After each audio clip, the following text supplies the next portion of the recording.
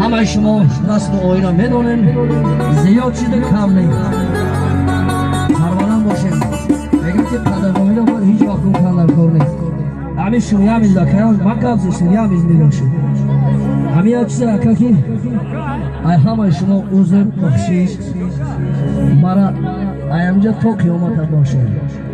وقتی که انسان میگه لوزش حلاله بدنش حرامه. همه شما کام وقتی که من اگر صحبت کنیم گفت ما اگر در پستی بلنده شما در داشتگی و نداشتگی شما ما خدمت میکنیم. فهمیدین چی میگم؟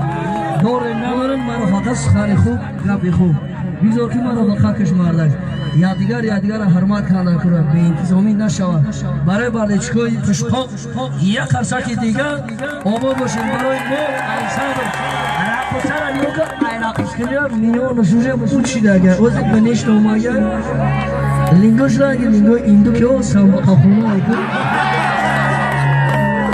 زنده باشیم سربلند باشیم مایل یک تا دیگر امیت تا دیگر نبینید اینجا وقت داریم اگه موقتیم رکلام هاشیم خیلی نشید آباد باشید کسی را چطور میکنم رقص کنم خیلی نمون رزی که این دیسکی چیه رفتیم امرا خوی بده توکل کن با خدا انشالله بود خدمتچی نمکش شرعی را الان اگر موجه آمده رب بله ها رفتیم جوانان دوستان